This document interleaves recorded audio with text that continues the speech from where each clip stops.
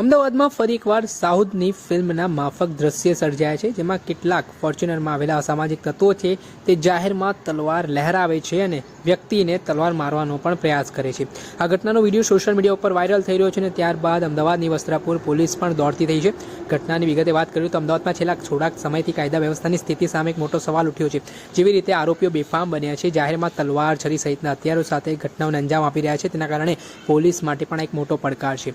ત્યારે આ ઘટનામાં જે ધંધાકીય અદાવતને લઈને વિવાદ થયો હતો, જેમાં હાલ ફરિયાદી છે વિજય ભરવાડ, તેઓ છે તે કન્સ્ટ્રક્શનની સાઇટ ઉપર સરસામાનનું કામ કરે છે.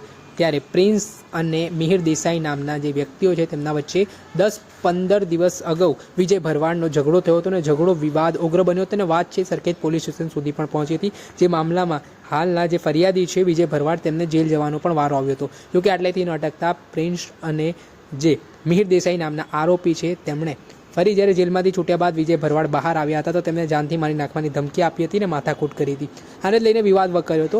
વિજય ભરવાડ છે તે અમદાવાદના સિંધુ ભવન રોડ ખાતે આવેલા પેલેડિયમ મોલ પાસે પોતાના મિત્ર સાથે ત્યાં ઊભા હતા. આ દરમિયાન રાત્રિના સમયે ફોર્ચ્યુનર કારમાં પ્રિન્સ, મિહિર દેસાઈ સહિતના તેમના સાગરીતો છે તે આવે છે. જાહેરમાં તેમની પાસે તલવારો હોય છે ને તે તલવારો સાથે તે તલવારો લહેરાવતા પણ જોવા મળે છે અને આ ઘટનાનો વિડીયો પણ હાલ સોશિયલ મીડિયા ઉપર વાયરલ થયો છે અને આટલેથી ન અટકતા આરોપીઓ તલવાર મારવાનો પણ પ્રયાસ કરતા હોય તે પ્રકારની વાત વેગવાન બની છે. આ ઘટનાના સંદર્ભમાં સદનસીબે વિજય ભરવાડ અને તેના સાગરીતો છે ત્યાંથી તેઓ નાસી જાય છે. આ ઘટનાને લઈને આ વિડીયો સોશિયલ મીડિયા ઉપર વાયરલ થયા બાદ ફરિયાદી વિજય ભરવાડ દ્વારા વસ્ત્રાપુર પોલીસ સ્ટેશન ખાતે આરોપી પ્રિન્સ અને મિહિર દેસાઈ સહિતના સાગરીતો સામે ફરિયાદ નોંધાઈ હતી. જ્યાં પોલીસે હાલ આ ઘટનાના સંદર્ભમાં ગુનાની ગંભીરતાને લઈને આરોપીઓને પકડવા માટે અલગ અલગ ટીમો કાર્યરત કરી છે અને હાલ જે સોશિયલ મીડિયા પર વિડીયો વાયરલ થઈ રહ્યો છે તે વિડીયોના આધારે પોલીસે કાર્યવાહી તેજ કરી છે. પરંતુ હાલ સવાલ એ ઉઠી રહ્યા છે કે આ દિવસોમાં જે સામાજિક તત્વો છે પોતાની પાસે હથિયારો લઈને જાહેરમાં આતંક મચાવી રહ્યા છે, તેમના વરઘોડાઓ પણ કાઢવામાં આવી રહ્યા છે, તેમની શાન ઠેકાણે લાવવાના પણ પ્રયાસો પોલીસ કરી રહી છે. છતાં પણ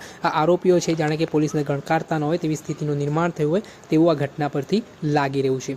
દર્શક મિત્રો, એન કવરેજ ન્યૂઝને આપ લાઇક કરી લો, સબસ્ક્રાઇબ કરી લો અને શેર કરવાનું ભૂલતા નહીં.